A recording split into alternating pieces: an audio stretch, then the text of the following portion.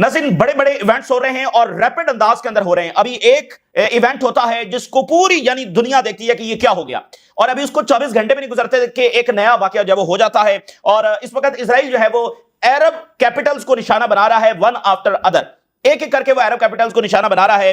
गजा पर इस वक्त मुसलसल बॉम्बिंग की जा रही है। गजा से लेकर वेस्ट बैंक और वेस्ट बैंक से लेकर अब गल्फ जो है वो भी इजराइल के बरहरास्त हमलों से महफूज नहीं है। और इजराइल की जो पॉलिसीज हैं वो अब मिडिल ईस्ट के मालिक को उस कॉर्नर में धकेल रही हैं कि उनके पास इसके सिवा कोई ऑप्शन नहीं है कि वो मिलिटरीली खड़े हो जाएं, मिलिट्री जो पाथ है उसकी तरफ जाएं। Diplomacy, sovereignty, international norms, international law, security guarantees, ये सब अल्फाज हैं वो इजराइल के सामने बेवकूफ हो चुके हैं, इनकी कोई हैसियत नहीं है। और इससे पहले मिडिल ईस्ट की ये अकवाम इस गलतफहमी में बैठी हुई थी कि इन लफ्जों की हैसियत या अहमियत सिर्फ इन टर्म्स ऑफ फलस्तीनी नहीं है।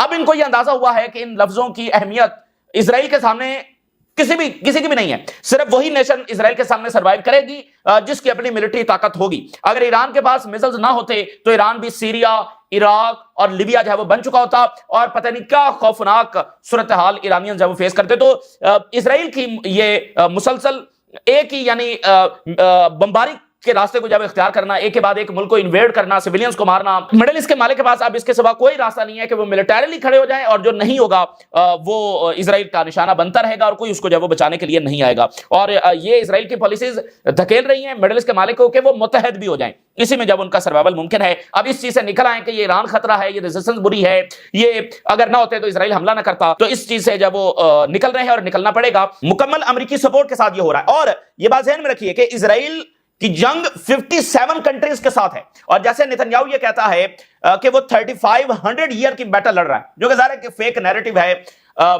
उस वक्त टाइम कुछ और था, आज का मामला कुछ और है, लेकिन वो तो इसी अंदाज से दुनिया को देखते हैं। इससे क्या फर्क पड़ता है कि वो फेक है या सही है, और आप क्या समझते हैं? उनके पास ताकत है, उनके पास जंगी हथियार हैं, तो अगर वो इस नजरिए से देखते हैं तो आपको ताकत ही चाहिए, क्योंकि आप उसके नजरिए को बदल नहीं सकते हैं। ये मतलब इसराइलियों का नजरिया बदल लेंगे तो ये कभी भी नहीं होगा।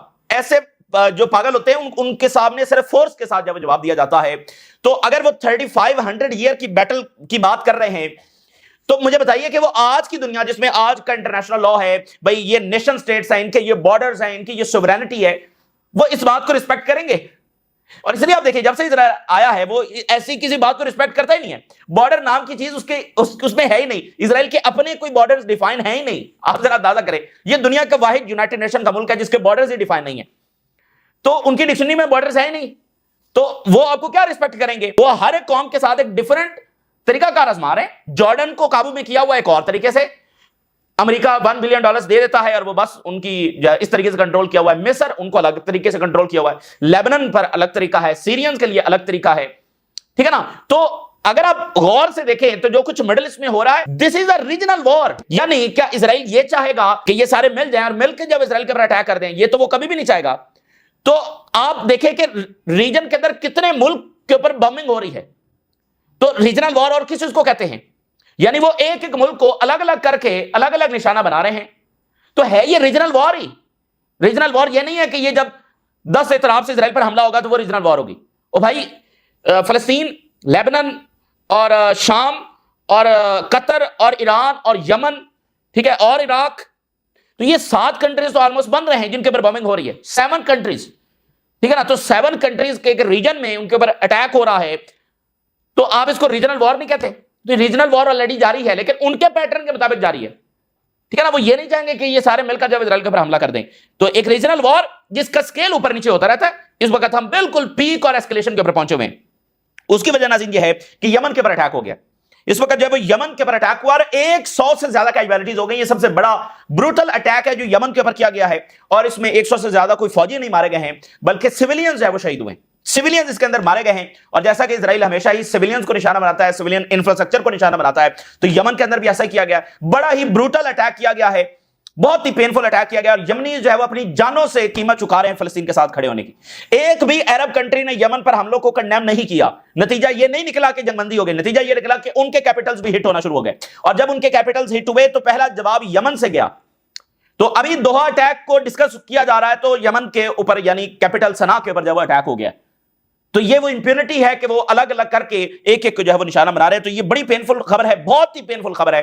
100 से ज्यादा लोग इसमें शहीद और जख्मी हो चुके हैं इब्तदाई रिपोर्ट्स के मुताबिक। और इजराइल इस तरह के टेरर अटैक करके और एक हैबत दिखाना चाहता है कि उसके हाथ इतने लंबे हैं कि वो किसी तक भी पहुंच सकेगा। आप सोचिए दुनिया में कौन सा ऐसा मुल्क है जो इतने धड़ल्ले से सिर्फ सिविलियन इंफ्रास्ट्रक्चर को निशाना बना सकता है। रीजन में हाई लेवल की टॉक्स हो रही हैं।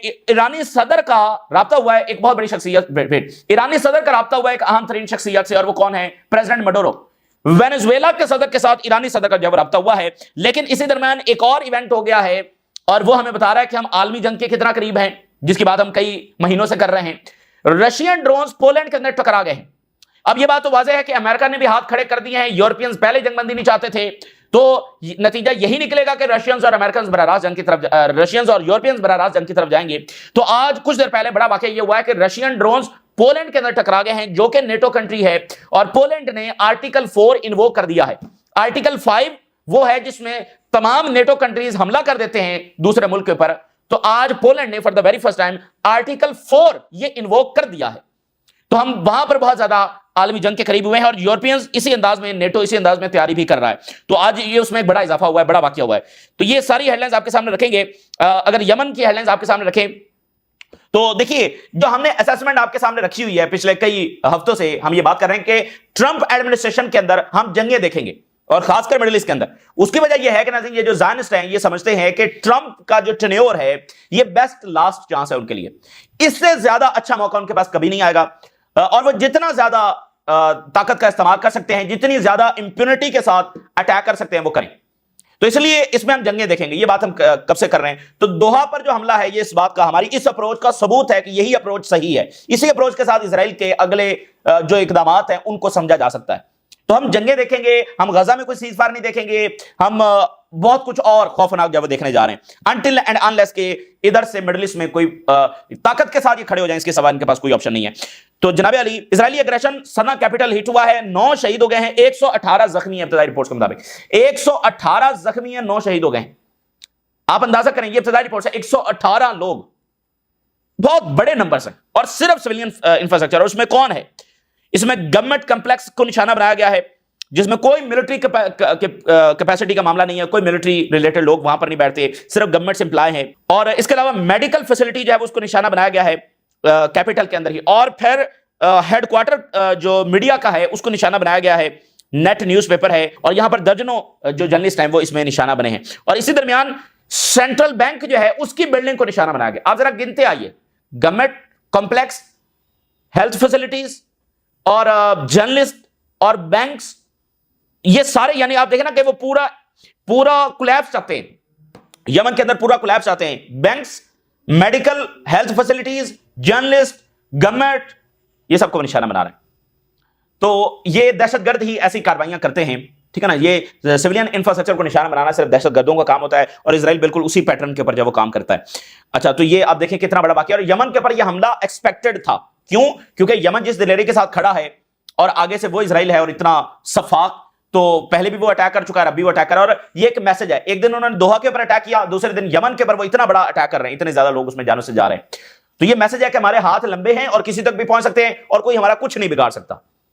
तो ये इतने ही बड़े अंजाम को भी पहुंचेंगे। इसलिए हम ये कई हफ्तों से बात कर रहे हैं कि अब नतीजा सिर्फ सीज फायर नहीं है, अब नतीजा या पूरा ऑर्डर का गिरना है। और इस जंग का मकसद ग्रेटर इजराइल है या नो इजराइल है, बस इसके सिवा कोई बात नहीं है। और हिजबुल्लाह, ये Hamas, everyone wants cease fire, till today they want cease fire, वो जंग नहीं चाहते हैं।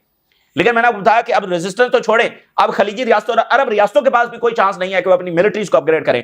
और कितने वो महकूम साबित हुए, कितने वो कमजोर साबित हुए, कितने उनके हाथ बंधे हुए हैं। वो इतने दौलतमंद हैं लेकिन वो कितने कमजोर हैं, वो यमनी से भी ज्यादा कमजोर हैं। एक पटाखा इजराइल के जवाब में नहीं चला सके, बुरी तरीके से एक्सपोज हो गए। और वो अमेरिका के हाथों किस तरह यरगमाल बने हुए हैं वो एक्सपोज हो गए। और वहां क्या हुआ, इजराइल ने एड फ्लोटिला जो ट्यूनिस से निकल रहा था वहां के ड्रोन अटैक कर दिया। Israel targets Gaza aid flotilla in drone attack off Tunisia, यानी दोहा, सना, अब ट्यूनिसिया जो है वो हिट कर दिया है, ट्यूनिसिया के अंदर ये एड फ्लोटिला। और हमने ये असेसमेंट आपके सामने रखी थी कि ये कश्तियों को निशाना बनाएंगे ताकि कश्तियां वहीं डूब जाए, वो अपना सफर ही आगे जारी रख सकें। तो उसका पहला बड़ा वाकया ये हो गया है। अच्छा, हमने हमेशा कहा कि ये 57 कंट्रीज के खिलाफ जंग है। वो सिर्फ इसको फलस्तीनियों के खिलाफ नहीं देखते, वो 57 कंट्रीज के खिलाफ देखते हैं। और ये अरब्स की इंतहाई मिसकैलकुलेशन है कि वो समझते हैं कि वो इजराइल के साथ एक नॉर्मल अंदाज में रह सकते हैं, जो कि इनकी तरफ से अच्छी एफर्ट थी, लेकिन उधर से ना कभी वो उन्होंने ऐसा सोचा, ना कभी वो सोचेंगे। ठीक है, वो इनको कोई टेक्नोलॉजी नहीं देने आए, वो इनको अपने बराबर का भी नहीं समझते, तो टेक्नोलॉजी इनको क्या देंगे। ठीक है, आज बीबीसी ने एक रिपोर्ट जारी की है, तो आज उस हमारी बात को साबित किया है, उससे हमारी बात साबित हुई है कि हम एग्जैजरेशन नहीं कर रहे थे। बीबीसी ने यह रिपोर्ट जारी की है, बीबीसी इन्वेस्टिगेशन रिपोर्ट, जो जीएचएफ है गजा में, वहां पर anti Islamic American biker gang जो है वो पोजीशन संभाले हुए हैं, और ये जो अटैक्स हो रहे हैं सिविलियंस के ऊपर, उसमें वो शामिल है। एंटी पैलेस्टीनियंस नहीं, एंटी अरब्स भी नहीं, anti Islamic biker gangs, American biker gangs, वो वहां पर मौजूद है। बीबीसी की रिपोर्ट हम आपके सामने रख रहे हैं। Anti Islamic US biker gang running security eight जो गाजा एयर साइट्स, और ये अमेरिकन फर्म है यूजी सॉल्यूशन, और ये अमेरिकन कॉन्ट्रैक्टर्स हैं, और ये जीएचएफ के नीचे जो है ये काम कर रहे हैं। और ये जो ग्रुप है इसकी डॉक्यूमेंटेड हिस्ट्री है कि वो ऐसे वाकयात यानी एंटी जो वाकयात हैं वो कर चुका है, इसकी डॉक्यूमेंटेड हिस्ट्री है, ये फेमस गैंग है, और इसकी हीट स्पीचेस और बहुत सारे और अटैक्स और बहुत सारे मामला ये कर चुका है। और ये जीएचएफ उस साइट्स एयर साइट्स के ऊपर सीनियर पोजीशंस के ऊपर हैं, जो ऑर्डर्स भी दे रहे हैं with in the operation which is backed by Israel and the US president Donald Trump. अच्छा, एक anti Muslim history and crusader image. अब ये चीजों को आप कनेक्ट करिए, जो सेक्रेटरी ऑफ डिफेंस है अमेरिका का, उसकी भी वही मेंटालिटी, एक दफा उसके वो लोगो आपको याद होगा, और मार्को रूबियो, ठीक है, और ये सारे, और ये क्या क्रूसेडर इमेज, मतलब वो सलीबी जंगे, और वो उसी अंदाज में जब चीजों को देख रहे हैं, कितनी खतरनाक बात। तो ये अगली इंपॉर्टेंट बात देखिए, ये जो है ना यूजी सॉल्यूशन, जिसके नतीजे ये सारे काम कर रहे हैं, ये यूजी सॉल्यूशन जो है ये किसने बनाई, इसकी भी तो हिस्ट्री है। ये 2006 के अंदर कायम हुई, और जो अमेरिकन आए थे फौजी यहां इराक में, अमेरिकन वेटरन्स थे जो, यानी फौजी जो रिटायर हुए इराक जंग में, उन्होंने हिस्सा लिया, उन्होंने ये बनाया, और वो अपने आप को मॉडर्न डे क्रूसेडर कहते हैं। क्रूसेडर, मॉडर्न डे क्रूसेडर, यानी सलीबी जंगे, उन्होंने ये सारी तंजीम बनाई और गैंग्स और ये सारा जो गजा में है, और वो अपने आप को मॉडर्न डे क्रूसेडर कहते हैं, और ओपनली वो सारे इवेंट्स भी करते हैं, और बहुत आगे मैं खौफनाक चीजें मैं आपके सामने रख भी नहीं सकता हूं। अब मुझे बता दीजिए, ये फलस्तीनियों की जंग है क्या, ये सिर्फ अरबों की भी जंग है? ठीक है, तो आप पढ़े रहें, आप सोचते रहें, आप अपने नजरिया से देखते रहें, आप अपनी ऐनक लगाकर देखते रहें इसराइल को। आप इसराइल को समझ नहीं सकते, और ना आप उनका नजरिया बदल सकते हैं। वो इस नजरिए के साथ चल रहे हैं, इस अप्रोच के साथ वो चल रहे हैं। ठीक है, आप किसी और अच्छा, आप कहेंगे इसराइल तो बड़ा अच्छा है, इसराइल को आप मजबूर करेंगे तो फिर वो अटैक करेगा, वैसे उसको क्या जरूरत है। देखिए जॉर्डन भी तो है ना, कब से मुआहदा करके बैठा हुआ है, जॉर्डन पर तो कभी इसराइल ने हमला नहीं किया। तो आप भी इसराइल की तरफ जाने वाले मिसाइल जो हैं वो गिराना शुरू कर दें, और उसके अलावा जब इसराइल की सिक्योरिटी का भी बंदोबस्त करें, और इसराइल के लिए इंटेलिजेंस भी दें, और अपने आप को कमजोर भी रखें एट द सेम टाइम, और एक के काम उनसे पूछकर भी करें, तो हो सकता है कुछ दहाइयां आपको मिल जाएं। आप भी यही करके देख लें, लेकिन छोड़ेंगे फिर भी वो आपको नहीं, क्योंकि जॉर्डन की जमीन भी उन्होंने लेनी है। तो चीजों को देखने का तरीका यह है कि जो इसराइल की रियल अप्रोच है उससे देखेंगे तो उसका जवाब आप तलाश कर सकेंगे। अपने ज़हन में करते रहें, फतूर पालते रहेंगे, नहीं नॉर्मलाइजेशन कर लेंगे, अब्राहम अकॉर्ड कर लेंगे, ये मसला तो ईरान है, मसला तो हमास है, ठीक है, करते रहें, कुछ भी हासिल। अब ये बीबीसी की रिपोर्ट मैंने आपके सामने रख दी, इससे हमारी वो बात एस्टेब्लिश हो गई, और ये मैंने मुख्तसरन छोटी सी बात आपके सामने रखी है, यानी पूरी डिटेल फिर भी मैं आपके सामने नहीं रख रहा हूं, जो ये सारा उन्होंने रिपोर्ट जारी की है। पैलेस्टीनियंस बॉम्ब्ड, स्टार्व्ड और shot amid ongoing Gaza genocide. मुसलसल बाबर बॉम्बिंग हो रही है, और इजरायली आर्मी चीफ ने गजा सिटी की मुकम्मल इवैक्यूएशन का ऑर्डर जारी कर दिया। अभी एक बहुत बड़ा इवेंट है, गजा सिटी की मुकम्मल इवैक्यूएशन, और वो हाई राइज बिल्डिंग्स को निशाना बना रहे हैं। उधर दोहा पर अभी कंडेमनेशन हो रही है, और उन्होंने हाई राइज बिल्डिंग्स को और गजा सिटी को इवैक्यूएशन ऑर्डर दे दिया है। और जेडी वैंस ने कहा है कि ट्रंप जो है वो हैप्पी नहीं था। अच्छा, जब भी ऐसा कोई वाकया होता है ट्रंप हैप्पी नहीं है, ट्रंप को अच्छा नहीं लगा। दोहा पर जो हमला हुआ ट्रंप खुश नहीं हुआ, ये हमेशा ही आता है। को बड़ा इस तरह का वाकया हो जाए ना जिस पर ऐसा रद्दमल सामने आए, जैसे कैथोलिक चर्च के ऊपर अटैक हो, तो अच्छा नहीं लगा, खुश नहीं है ट्रंप। अच्छा जी, फिर बट अब ये अमेरिकन का बट भी इसमें चेक कर लें, असैसिनेशन ऑफ हमास, जो कि बैड गाइज है इस सिल्वर लाइनिंग। मैंने आपको बताया ना कि अमेरिकन अप्रोच इसमें यही रही है कि उन्होंने कहा कि हमें अच्छा भी नहीं लगा, लेकिन देखें ये जरूरी भी तो था। तो यहां पर वो कह रहे हैं कि वो चूंकि बैड गाइज थे, हमास देखे ना बैड गाइज तो है ना, बुरे तो है ना, तो फिर क्या हुआ अगर अटैक कर लिया, तो ये उनका तरीका कर रहा है। और ये जो बैड गाइज हैं इनका ऑफिस अलाउ किसने किया था? अमेरिका ने अलाउ किया था ना। कतर में अमेरिका ने कहा था कि ठीक है इनका ऑफिस बना लें, तो चुपके से कतर को कह देते हैं कि आप इनको जो है वो यहां से कहेंगे ये लीव करें, तो वे लीव भी कर देते। अब जरा तो ये जाहिर है कि अमेरिका भी अपने डिक्लाइन को जाएगा, ये दुनिया उनकी जागीर नहीं है।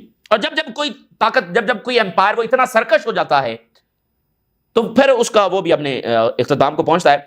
उर्दगान और कतरी अमीर ने डिस्कस किया है joint steps after Israeli strike in Doha. ठीक है, ये उनका। और दुबई में बड़ा वाकया हुआ है, एयर शो जो हो रहा था उसमें इजरायली डिफेंस फर्म्स को यूई ने एक्सपेल कर दिया है, मेजर यूई आर्म्स फेयर। ठीक है ना, बड़ा असलिया का एग्जीबिशन हो रहा था, यूई ने इजरायली फर्म्स को वहां से एक्सपेल कर दिया है। ये एक बड़ा वाकया है क्योंकि यूई एक इत्तेहादी मुल्क है इसराइल का। अब ये पॉलिसी रिवर्स हो रही है। हैरिट्स क्या लिख रहा है, ट्रंप का जो बैन है महमूद अब्बास के ऊपर is bad news for Palestine but it's dangerous for the UN. असल में तो ये डेंजरस है यूनाइटेड नेशन के लिए, यानी पूरे ग्लोबल ऑर्डर के लिए कि वो गिर रहा है। तो ग्लोबल ऑर्डर असल में तो गिर रहा है। तो ये बात है। अच्छा, ये जो अटैक्स हो रहे हैं ना, और मैं आपको बताऊं कि अगले आने वाले दिनों में आप जंग को और शदीद देखेंगे। उसकी वजह क्या है कि जो वहां पर कॉन्फ्रेंस हो रही है उसको रुकवाना हर सूरत में इजराइल और अमेरिका चाहते हैं कि वो रिकॉग्निशन ना हो।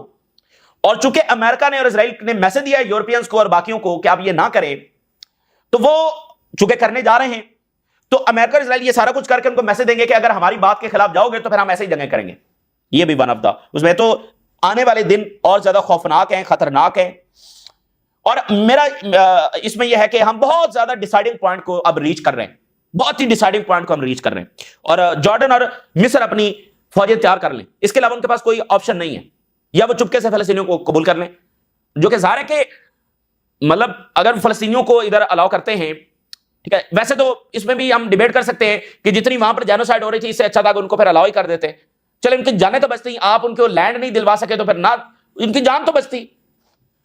तो अगर आपने कुछ भी नहीं करना था, या तो फिर अटैक करते इजराइल के ऊपर, सीजफायर करवाते, या फिर उनको अलाउ कर देते, फिर यही बेहतर था।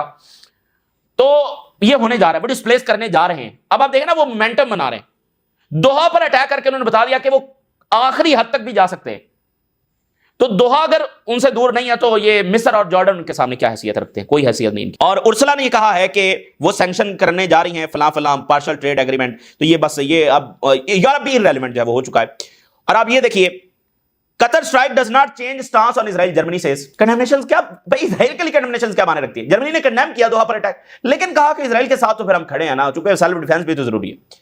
तो ये समझ जाएं, ये होश के नाखून ले, ये मिडल ईस्ट की रियासतें, और ये एक ख्याली पुलाव से निकल आए, ख्याली इस आइडियोलॉजी से, नॉर्मलाइजेशन, अब्राहम अकॉर्ड, इससे निकल आए। और जो हमेशा मैंने बात की कि जब आप करते हैं बात के टू स्टेट को आप मानते हैं, जब आप टू स्टेट को मानते हैं और कहते हैं कि ठीक है इजराइलियों का यह हक है, तो इजराइली यहां पर अपने जिस हक दावे के साथ आए हैं वो रिलीजियस हक दावा है।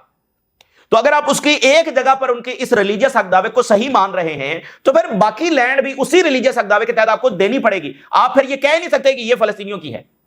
ये तो अपने आप में एक तजाद से भरपूर एक बात है, जो इसलिए आज तक पूरी हो नहीं सकी और हो भी नहीं सकेगी, ये कभी भी पूरी नहीं होगी। हालांकि हमास और सब इस पर एग्री हो भी चुके थे 2017 से कि ठीक है यार, जैसे भी करना करो, लेकिन इजराइल ना कभी इसके लिए आया था और ना कभी वो इसके ऊपर राजी होगा। इसलिए बड़ा ही खौफनाक टाइम है, आगे और ज्यादा खौफनाक टाइम है, पेनफुल टाइम है, और अपनी फौजें मोबिलाइज करने का टाइम है। जर्मनी के अंदर लॉसूट फाइल हुआ है, घोस्ट स्नाइपर यूनिट है ये इजराइल का, जिसने वॉर क्राइम्स किए हैं, और 130 पेज का ये लॉसूट फाइल किया गया है, जिसमें इन्वेस्टिगेशन, रिसर्च है, एविडेंस है, डॉक्यूमेंटेशन है। ये जो स्नाइपर यूनिट है, इसने वहां पर सिविलियंस को मारा, और खासकर हेल्थ फैसिलिटीज के करीब जब मारा है। और जो इजरायली प्रेसिडेंट है वो यूके का विजिट कर रहा है, तो वहां पर एक तहरीक चल रही है, green party chief protester demand arrest of the Herzog during UK visit. तो वो वहां पर एक तहरीक जब चल रही है। पोलैंड पर अटैक हुआ है और पोलैंड ने इन्वोक कर दिया आर्टिकल 4। अब ये आर्टिकल 4 क्या है? इसमें कंसल्ट किया जाता है फॉर्मली वैसे तो हर टाइम एक बातचीत हो रही थी, जो नेटो एलाइज हैं उनके साथ फॉर्मली मीटिंग बुलाकर उनसे कंसल्ट किया जाता है कि अब इसका क्या करना है। यानी इस कंसल्टेशन में यह भी होता है कि आप आर्टिकल 5 भी इन्वोक कर दें, या कोई भी स्टेप आप लेते हैं, या जो भी हम, यानी एक फॉर्मली उन्होंने आर्टिकल 4 इन्वोक कर दिया। ये यूक्रेन जंग में पहली बार हुआ है, और हालिया दहाइयों में ये शायद पहली बार हुआ है। और आर्टिकल 5 का मतलब यह है कि तमाम नेटो अगले मुल्क के ऊपर हमला कर देता है। तो आर्टिकल 4 इन्वोक हुआ है, हम एक स्टेप और करीब हुए। तो जो बॉटम लाइन है ना, बॉटम लाइन है कि यूक्रेन का कोई सोल्यूशन नहीं है।